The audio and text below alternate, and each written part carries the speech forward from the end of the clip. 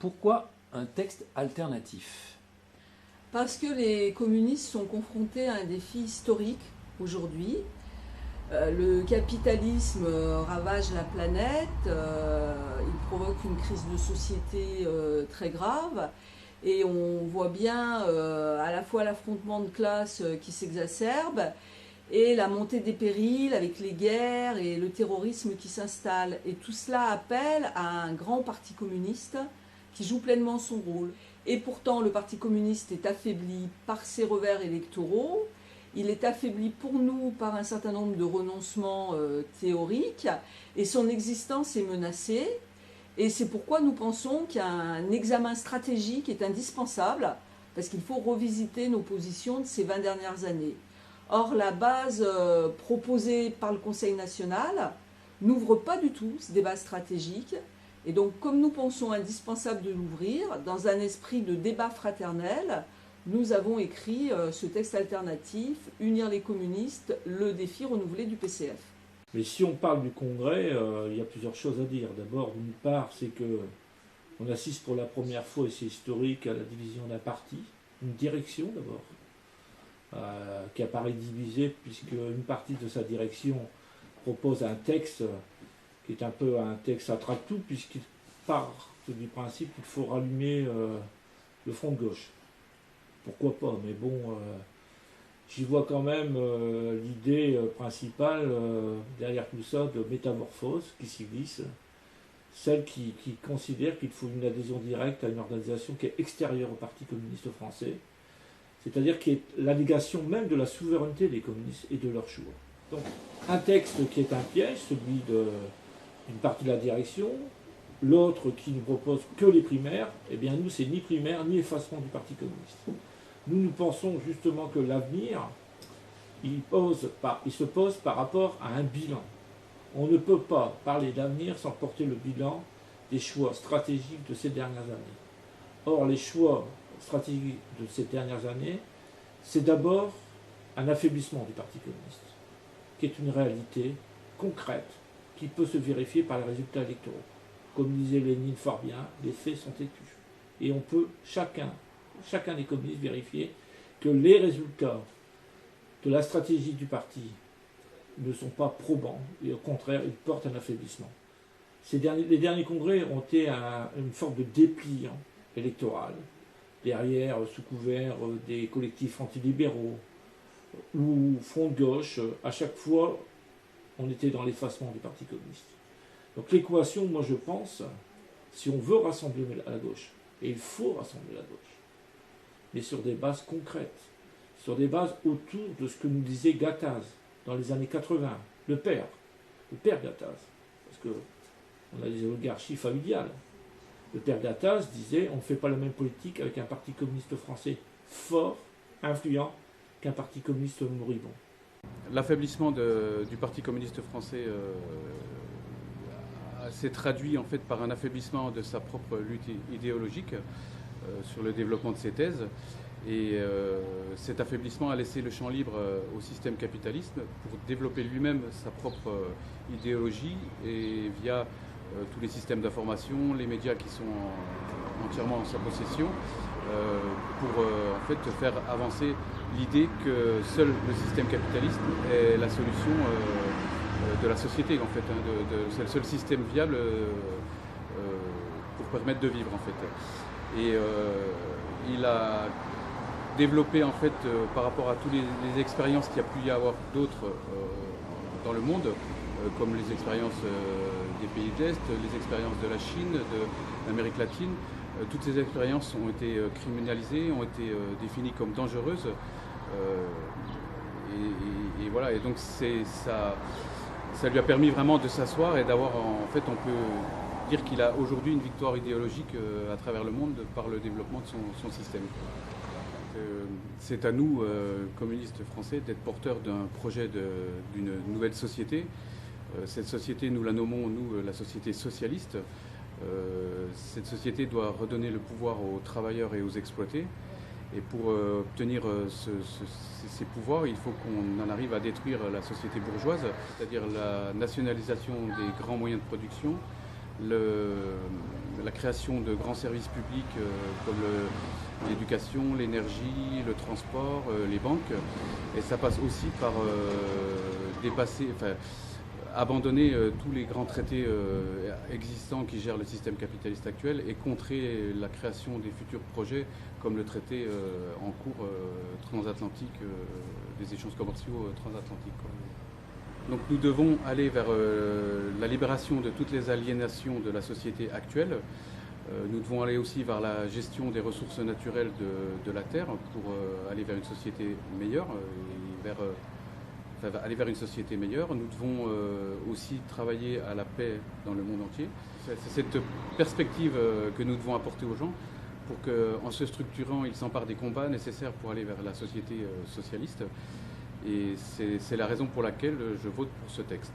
Il faut que ça parte du bas pour que ça remonte vers le haut. Donc c'est comme si c'est le peuple qui décide. La vie de tous les jours déjà, meilleur salaire, c'est évident. Pouvoir se soigner sans dire oh, je suis obligé de couper d'à côté. Pouvoir se soigner, s'éduquer, c'est un truc, c'est la base, c'est la base. C'est la base, après on peut développer autre chose. Mais c'est la base, il faut que ce soit l'État. Donc l'État c'est le peuple, oui, logiquement. Après la Constitution c'est ça. C'est l'État qui doit gérer tout ça. Justement pour éviter que certaines personnes se gavent et d'autres crèvent la faim. Et ça c'est tout le monde sur le même pied d'égalité. Nationalisation des systèmes bancaires, déjà ça. Nationalisation des systèmes de production. Nationaliser, c'est l'État qui gère. Quoi. Et pas gaver quelques actionnaires où ils se gavent en milliards alors que d'autres crèvent la faim, crèvent la dalle à côté. Non, c'est pas possible, une société comme ça. Non. Et là, c'est la rupture complète. C'est pas réformer, c'est rupture. C'est une évidence, parce que là, la motion que je défends, c'est quand même la survie du parti qui est en jeu. Parce que la survie du parti, c'est quand même depuis 1920, c'est quand même le seul parti en France qui se bat aux côtés de la classe ouvrière, il ne faut pas l'oublier. C'est quand même été le parti de la résistance, le parti qui a créé le CNR aussi. La crise profonde du système capitaliste pèse sur le développement des luttes. Les politiques qui ont été menées par Sarkozy, par Hollande, amènent les Français à se détourner de la politique.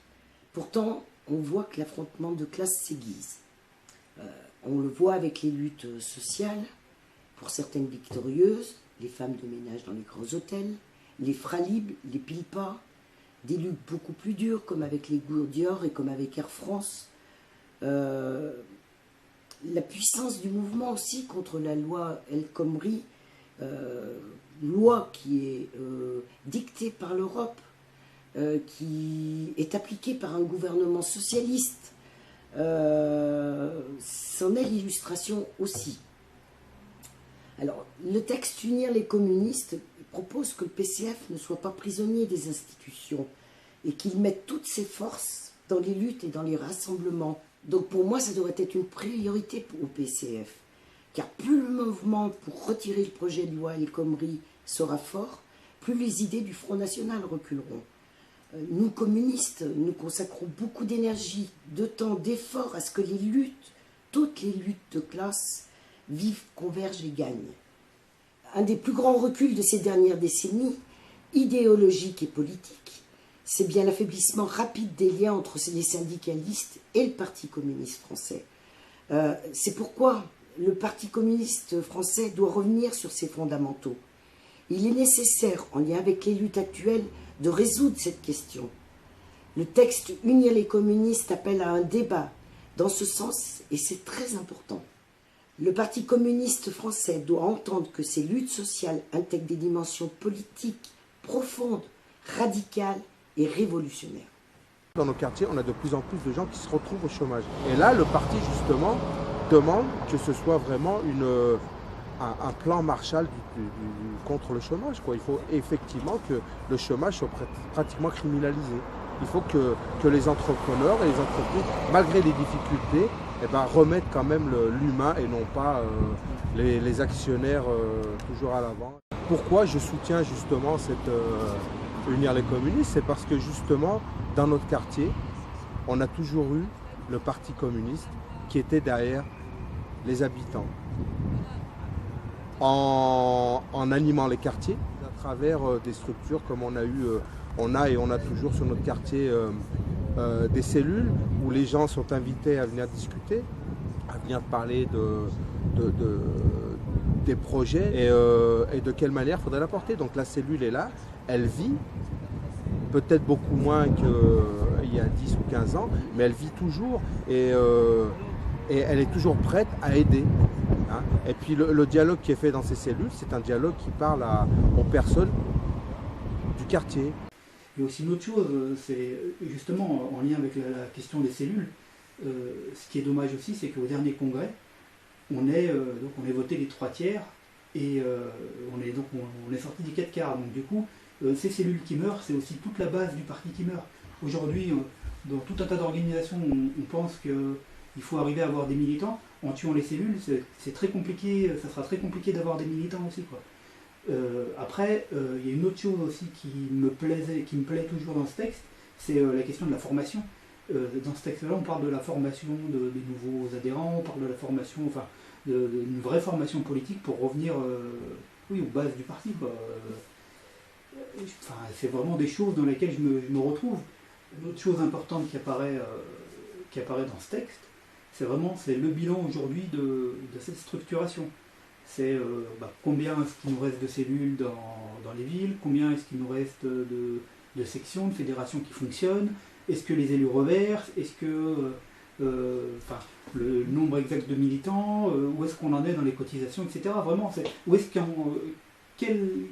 comment est le parti aujourd'hui, quoi. C'est vraiment une question qui sort de ce texte-là et qui ne sort pas ailleurs, quoi. C'est la vraie structuration du parti telle qu'elle est. Moi, je soutiens ce texte parce qu'effectivement, c'est un texte qui demande une analyse et un bilan de la stratégie des 2 dernières décennies. Une stratégie alors sur le contenu, effectivement, mais également sur la stratégie électorale. Et je crois que c'est important aujourd'hui de faire le bilan des villes que nous avons perdues et pourquoi nous les avons perdues et sur quelles alliances, mais pas uniquement, aussi sur quel contenu. Je m'explique, je crois qu'aujourd'hui, il est important, à un moment donné, de repartir de notre histoire, et notamment le communisme municipal, et qu'est-ce que le communisme municipal a amené en France. Par exemple, si je prends le premier service de France de l'enfance qui a été créé, il a été créé à Vénissieux, dans une ville communiste. Et je crois que les nouveaux adhérents et la population doivent savoir tout ce que le communisme municipal a porté dans ce pays. Et c'est pour ça que c'est important de regagner des villes, parce que c'est un point d'appui pour les populations. Là encore, quand nous nous battons sur certains sujets, je pense notamment, parce que je vais passer certainement dans pas très longtemps au tribunal administratif, par rapport à mes arrêtés contre les expulsions locatives, les coupures d'énergie et les saisies immobilières. Avant, nous étions dans le département, nous étions 4 à nous battre et aujourd'hui, je suis seule devant les tribunaux. Donc on voit bien que le poids n'est pas le même et dans le pays, par exemple, nous sommes signataires, nous sommes 29 signataires d'une motion que nous portons au ministre et ces maires communistes qui prennent aussi des arrêtés, nous sommes 11 à prendre des arrêtés, c'est important. Et on voit bien que si nous étions un certain nombre à porter ces choses-là, et ben ça change aussi la donne. Je pense que le Front National est une forme moderne justement du fascisme à l'époque de la mondialisation. Et il est utilisé comme un leurre, où il est présenté, mais en apparence seulement, comme une organisation qui se voudrait décomplexer. Mais en même temps, il constitue une sorte de repoussoir qui est utilisé par le système capitaliste. Et justement, ça permet au capital de recomposer sa politique et de mieux servir ses intérêts. Le Parti socialiste actuellement a une responsabilité justement à favoriser l'extrême droite et on peut dire que depuis les années 30, C'est la 5e fois de son histoire justement qui doit porter cette responsabilité-là de faire le livre de l'extrême droite. Et justement, on peut citer l'exemple, à chaque élection, le Parti Socialiste appelle à un soi-disant front républicain. Mais je pense que ce qu'on doit faire, et notre rôle dans ce jeu-là, j'ai envie de dire, c'est de mobiliser la population et justement de lutter contre l'extrême droite. Lutter contre l'extrême droite qui ne s'arrête pas qu'au Front National, c'est aussi lutter surtout contre le système capitaliste, que ce soit en France et dans le monde, pour ne citer comme exemple l'Ukraine avec Svoboda ou la Syrie avec Daesh. Donc voilà, donc pour rebondir sur ce texte, lutter contre le Front National, ça doit être une bataille qui doit être posée avec des bases qui sont solides, doivent être solides. Et comme le disait Marx, celui qui ne connaît pas l'histoire est condamné à la revivre. La France est en train de réintégrer pleinement l'OTAN. Et c'est un danger. Un danger pour la France, un danger pour la classe ouvrière, la française, la classe ouvrière des autres pays. L'OTAN, surtout aujourd'hui dans une Europe qui, il faut le rappeler quand même, a été fondée par des banquiers, Schuman, Monnet, qui soumet une dictature du capital, malgré que ce soit des régimes qu'on dit démocratiques bourgeoises, il y a danger quand même. C'est le bras armé du capitalisme. On ne peut pas traiter les problèmes internes de la France sans parler aussi des problèmes qui sont dépendants de l'Europe telle qu'elle est construite actuellement. Nous la définissons comme une Europe catastrophique, qui est là vraiment pour détruire les peuples, qui est là pour casser tous les acquis sociaux. D'ailleurs, on le voit actuellement avec le Code du travail, avec la remise en cause des prud'hommes, avec toutes les décisions qui sont prises au niveau européen pour casser l'agriculture, la sidérurgie. Enfin, c'est une Europe très très négative et qui, oui, effectivement, est là pour détruire les peuples et puis apporter le plus grand confort possible aux capitalistes. Pour casser aussi l'idée de nation, casser toutes nos lois, casser l'unité française et faire en sorte après que ce soit chaque métropole ou chaque grande région qui prenne ses décisions et qu'il n'y ait plus d'unité territoriale. Et ça, c'est initié par les représentants, j'aime pas ce terme, parce que même si on a eu quelques députés européens, beaucoup de décisions sont quand même prises par des technocrates qui sont désignés par les gouvernements. Donc l'Europe n'est absolument pas sociale et démocrate. Les décisions, si les référendums sont majoritairement contraires à ce que l'Europe aurait souhaité, par un biais ou un autre, ils arrivent à remettre tout en cause. On l'a vu avec la Grèce. Le peuple de Grèce, par référendum, a voté pour que leur pays sorte démocratiquement de la situation, qu'ils ne soient pas soumis aux grands diktats. Et puis, dès que le gouvernement était en place, Tsipras a tourné le dos à tous les engagements que le peuple avait pris. Et donc l'objectif de sortir de l'Europe, de sortir de l'euro, c'est redonner au peuple les moyens de gérer et de décider et de mettre en application leurs propres décisions. Et actuellement, tel que avec le gouvernement que l'on a actuellement, c'est la volonté de faire que les gens ne prennent pas en main leurs propres décisions, qu'ils ne réfléchissent pas, qu'on les laisse bien dans l'ignorance et puis qu'on leur présente les choses comme impossibles à faire autrement, quoi. On assène comme une vérité que l'Europe est incontournable. Donc le Congrès, la proposition de texte que l'on fait là, c'est pour amener toutes ces réflexions, ces solutions, et puis amener les gens à réfléchir, je ne dis pas qu'ils ne réfléchissent pas, mais à aborder ces questions. Voilà, je préfère cette façon de le dire, à aborder toutes ces questions, les parties prenantes de cette réflexion. Jamais le Parti communiste a été aussi fort que lorsqu'il a travaillé à de larges rassemblements, comme en 1936 avec le Front populaire, ou à la Libération avec le Conseil national de la résistance. On travaillait à de larges rassemblements sans jamais renier ses convictions, ses idéaux, ses fondamentaux.